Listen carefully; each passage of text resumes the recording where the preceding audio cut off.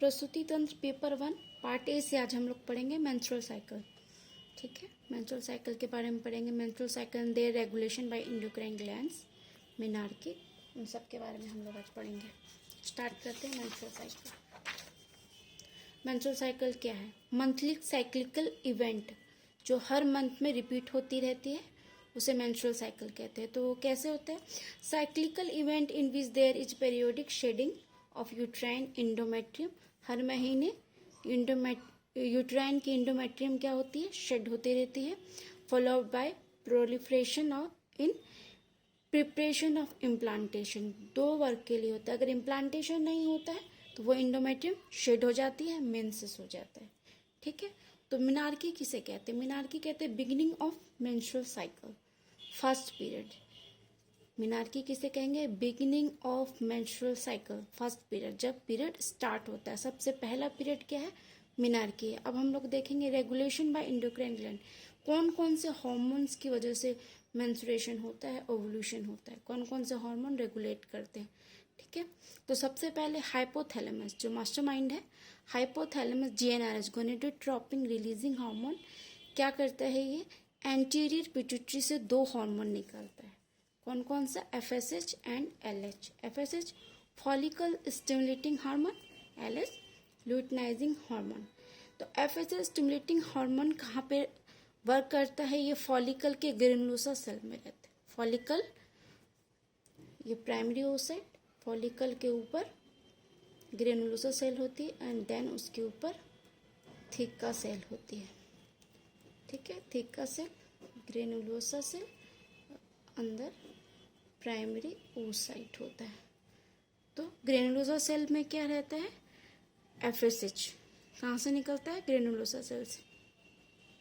ये कहाँ वर्क करती है? ग्रेनुलोसा सेल पे। और एलएच कहाँ पे वर्क करती है? थिका सेल। तो थिका सेल से क्या निकलता है? एंड्रोजन। एंड्रोजन कन्वर्ट हो जाता है किसके थ्रू? 17 बीटा एस्ट्रेडियोल से कन्वर्ट होके क्या बन जाता है? ये भी एस्ट्रोजन। ग्रेनुलोसा सेल से भी क्या निकल रहा है? एस्ट्रोजन। तो एफएसएच क्या कर रहा है? फॉलिकल स्टिमुलेटिंग हार्मोन, फॉलिकल को स्टिमुलेट कर रहा है। किस लिए? ग्रो करने के लिए, ग्रोथ करने के लिए, ओवुलेशन के लिए। Dominant follicle, normal dominant follicle 20 mm, 18 to 20 mm का होना चाहिए। ठीक है, तो ये क्या करता है? एक तो फैसिलिटेट oogenesis। ठीक है, अब जब डे 14 पे एलएच पीक पॉइंट पे होता है, जब नेगेटिव फीडबैक भेज के बहुत सारा एफएसएच एलएच निकल के क्या करता है? ओवुलेशन कराता है। तो ओवुलेशन कैसे होता है? फॉलिकल रप्चर हो जाता है, ओवा रिलीज होता है। तो उस स्टेज को क्या है? प्राइमरी oocyte, सेकेंडरी oocyte में रिलीज होता है। तो उस स्टेज को क्या कहते हैं? ओवुलेशन कहते हैं। ठीक है, तो कॉर्पस लूटियम बनता है। उसके बाद फॉलिकल रिलीज होने के बाद, ओवा रिलीज होने के बाद क्या बनता है? Corpus luteum. अब कॉर्पस लूटियम बनने के बाद इससे कौन कौन सा हार्मोन निकलता है? Progesterone, estrogen and inhibin. अगर फर्टिलाइजेशन होता है, इस स्टेज पे फर्टिलाइजेशन होता है, तो एक कॉर्पस लूटियम कॉर्पस एल्बिकेंस में रिप्लेस नहीं होता है और ये इन progesterone, estrogen, inhibin, corpus luteum 8 weeks तक प्रेगनेंसी में वर्क करता है। जो क्योंकि प्लासेंटा तो बना नहीं रहता है, प्लासेंटा तो 8 वीक्स बनने में लग जाता है, उसको फॉर्मेशन होने में। तब तक न्यूट्रिएंट्स कौन देता है एम्ब्रायो को? यॉक सेक, फीटल पोल कौन सपोर्ट करता है? Corpus luteum. लेकिन अगर फर्टिलाइजेशन नहीं होता है तो अब यहाँ पे अब हार्मोन्स की ज़रूरत नहीं है, तो यहाँ से क्या जाता है? पॉजिटिव फीडबैक, और लेस हाई कंसंट्रेशन में पॉजिटिव फीडबैक जाता है। तो प्रोजेस्टेरोन, एस्ट्रोजन और इनहिबिन का लेवल कम होने लगता है। और इनहिबिन क्या कर देता है? इनहिबिट कर देता है जीएनआरएच, एफएसएच एंड एलएच को। जब जीएनआरएच गोनेडोट्रोपिन रिलीजिंग हार्मोन ही इनहिबिट हो जाएगा तो वो इनहिबिशन हो जाएगा एफएसएच और एलएच पे। जब एफएसएच और एलएच ही बंद हो जाएगा तो एस्ट्रोजन और प्रोजेस्टेरोन नहीं निकलेगा, लो लेवल पे हो जाएगा। ठीक है, जब लो लेवल पे हो जाएगा तो कॉर्पस लूटियम क्या हो जाएगा? फुल्ली रेग्रेस्ड हो जाएगी, न्यू मेंस्ट्रुअल साइकिल बिगिंस। ठीक है, फिर से नई साइकिल स्टार्ट हो जाएगी। हम लोग देखते हैं डे 1 से लेकर के डे 28 तक ओवरी और यूट्रस में क्या क्या होता रहता है, डे 1 से लेके डे 28 तक। ठीक है, तो डे 1 से लेकर डे 14 तक ओवरी में कौन सा फेज चल रहा होता है, फॉलिकुलर फेज, क्योंकि फॉलिकल बन रहे होते हैं। और डे 1 से लेकर डे 14 तक, डे 1 से लेकर 5 तक कौन सा फेज रहता है, मेंस्ट्रुअल फेज। इंडोमेट्रियम शेड होती रहती है, ब्लीडिंग होती रहती है, ये मेंस का होता है। ठीक है, 5 से लेकर 14 डे तक इंडोमेट्रियम प्रोलिफरेशन होता रहता है, इंडोमेट्रियम बनती रहती है, फंक्शनल लेयर बनती रहती है। ठीक है, और डे 14 से डे 28 में ओवरी में कौन सा फेज चल रहा होता है, लूटियल फेज। लूटियल फेज को अच्छे से समझना है, क्योंकि इनफर्टिलिटी में लूटियल फेज का बहुत ही इम्पोर्टेंट वर्क है। ठीक है, ओवुलेशन से लेके लूटियल फेज तक। और यूट्रस में कौन सा फेज चल रहा है, सिक्रेटरी फेज। ठीक, अब हम लोग देखेंगे डे 1 से लेके 5 तक ओवरी में क्या क्या हुआ। अभी हम लोगों ने पढ़ा कॉर्पस ल्यूटियम और previous cycle is completely regressed, क्योंकि कोई भी हार्मोन नहीं है, इनहिबिट हो चुका है, तो सारा लेवल LH FSH कम हो चुका है, तो level of estrogen and progesterone are very low, FSH and LH are free. अब तो देखिए वहाँ पे तो इनहिबिशन था, लेकिन जब डे 1 से 5 डे 1 to 5 तक तो क्या होता है, इनहिबिशन बंद हो जाता है, फ्री हो जाता है इनहिबिशन से। इनहिबिन हार्मोन जो निकल रहा था अब इससे बंद हो जाता है, फ्री हो जाता है FSH LH। अब FSH LH फ्री हो गया तो अब फिर से वो FSH LH निकलना शुरू कर देगा।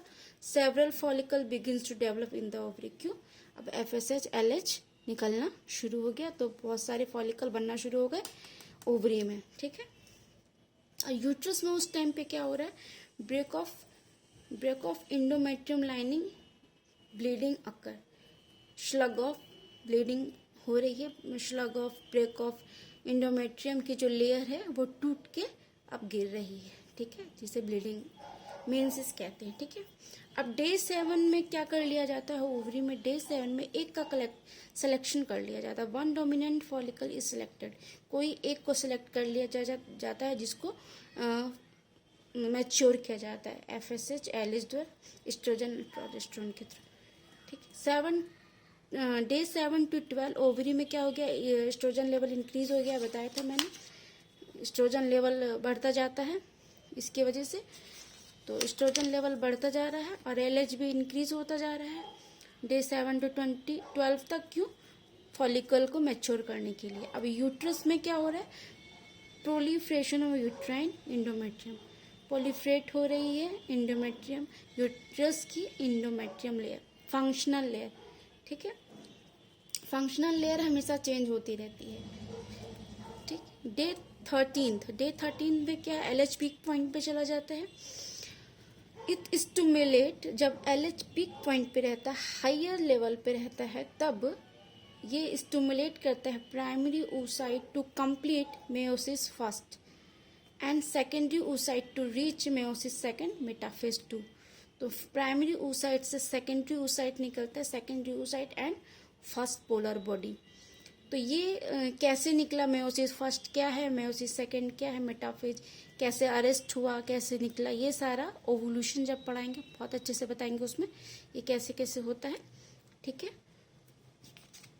तो प्राइमरी oocyte कंप्लीट हो चुका है, सेकेंडरी oocyte अब निकलेगा। तो सेकेंडरी oocyte जैसे ही निकलेगा तो क्या होगा, ओवुलेशन हो जाएगा, ओवुलेशन हो जाएगा, ओवुलेशन अकर, डे 14 में ओवुलेशन अकर।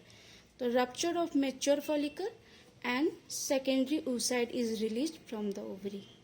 समझ में आ गया, rupture of mature follicle and secondary oocyte is released from the ovary.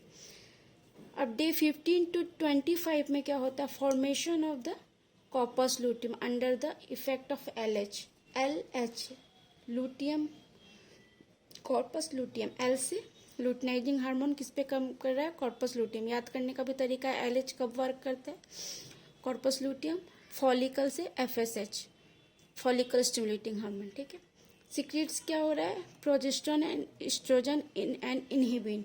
इससे क्या क्या सिक्रीट हो रहा है, प्रोजेस्टेरोन, एस्ट्रोजन एंड इनहिबिन। और उधर यूट्रस में क्या हो रहा है, अब सिक्रेटरी इंडोमेट्रियम डेवलप, इंडोमेट्रियम की कौन सी लेयर डेवलप हो रही है, सिक्रेटरी इंडोमेट्रियम डेवलप्स हो गया। अब इनहिबिन जो है, इनहिबिन क्या करता है, LH, FSH और GnRH को इनहिबिट कर देता है।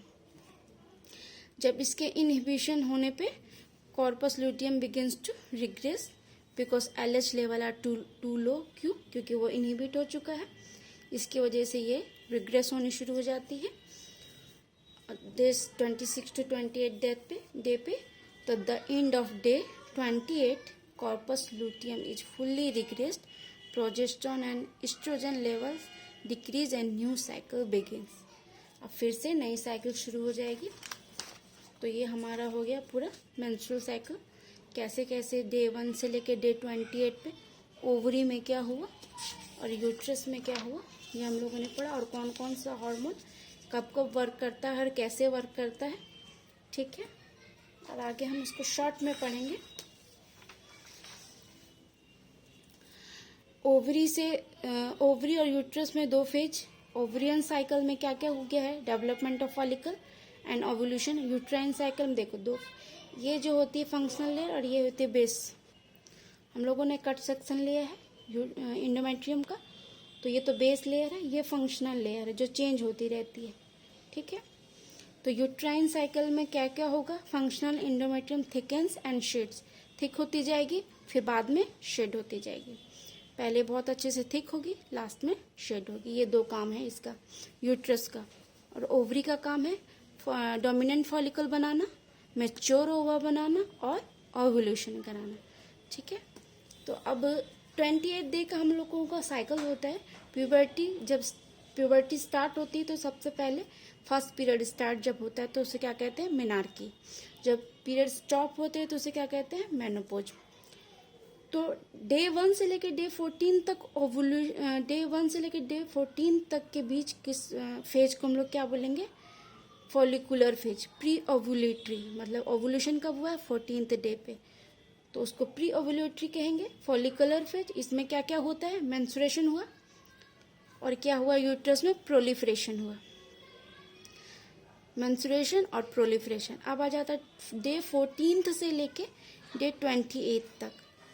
डे 14 से डे 28 तक कौन सा फेज चलता है, लुटियल फेज। फिर से बोल रहे हैं लुटियल फेज को अच्छे से समझना है, क्योंकि लुटियल फेज में ही फर्टिलाइजेशन, इम्प्लांटेशन कैसे होता है।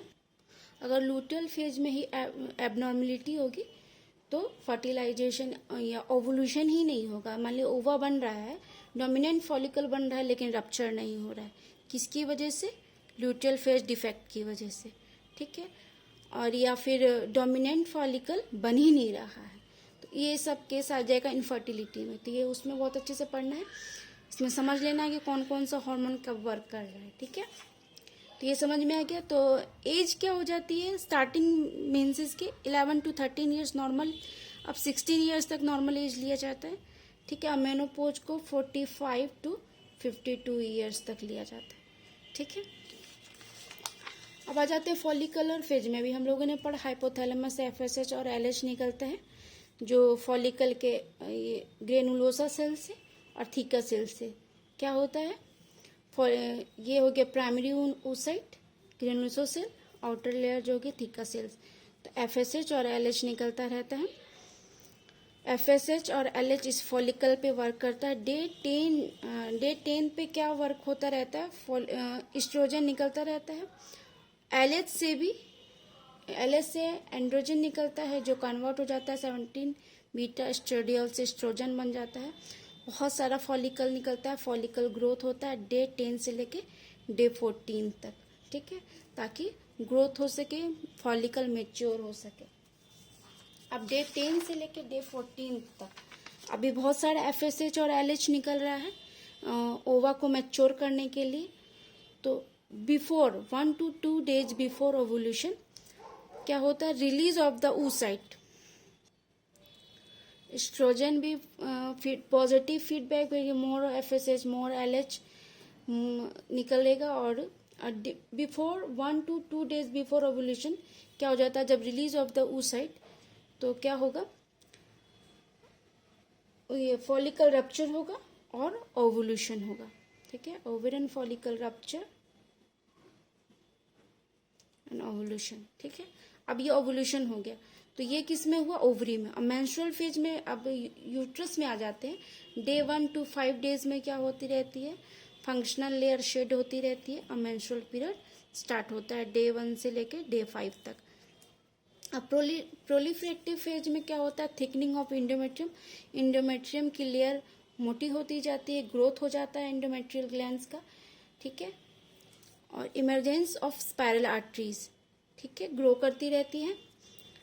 Optimise chance for fertilisation day 11 to day 15, क्योंकि इंडोमेट्रियम थिकनेस जो है वो भी अच्छी हो चुकी है, किस लिए, फर्टिलाइजेशन के लिए। डे 11 to डे 15 तक चांस रहता है किसका, फर्टिलाइजेशन का।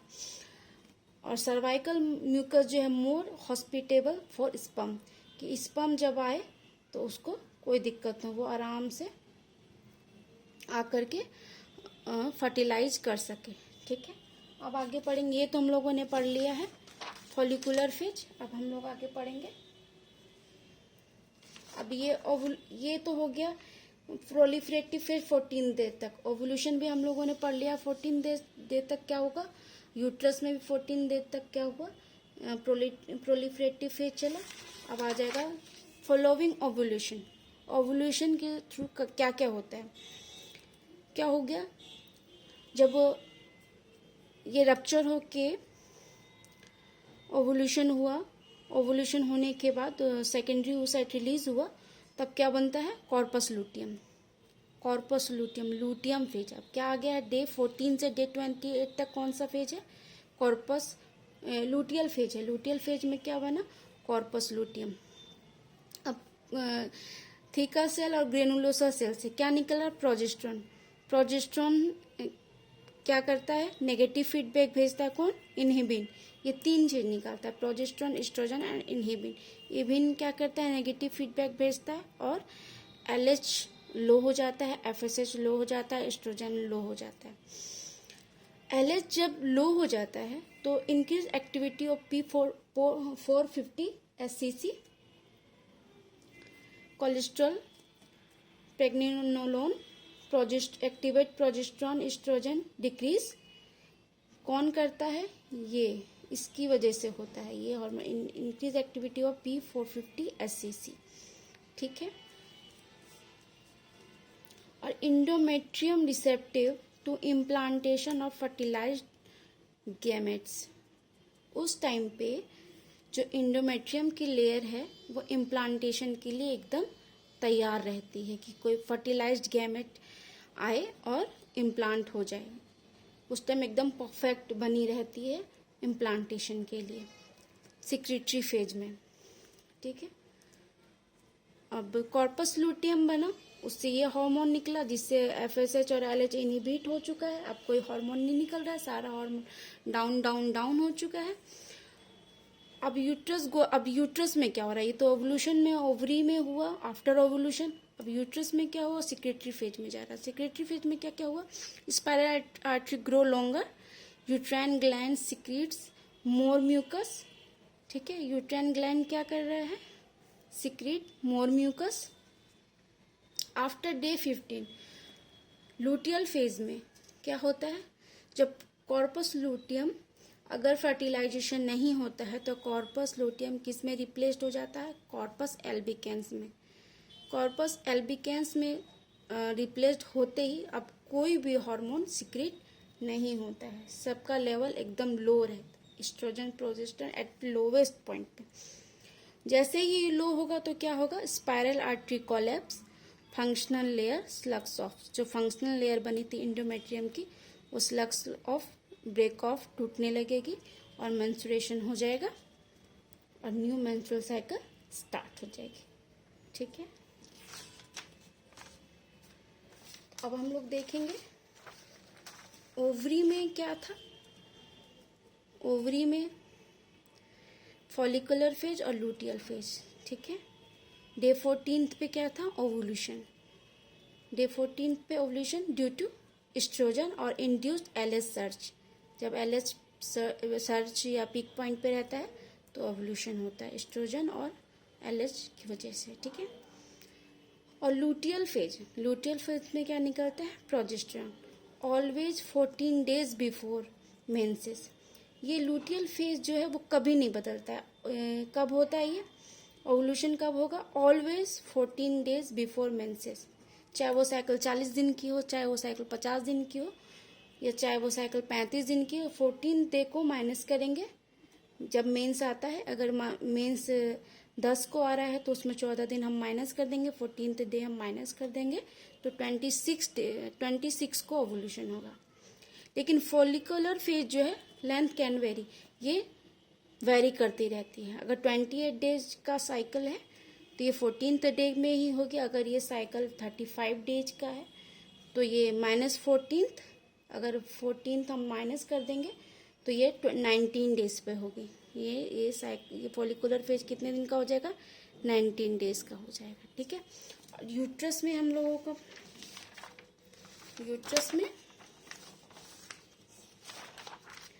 यूट्रस में डे 1 to 14 क्या होता है, मेंस्ट्रुअल एंड प्रोलिफरेशन होता रहता है, प्रोलिफरेटिव फेज। और डे 15 to 28 सेक्रेटरी फेज। ये हम लोगों का हो गया पूरा मेंस्ट्रुअल साइकिल कंप्लीट। और नेक्स्ट में हम लोग पढ़ेंगे ओवुलेशन, ठीक है।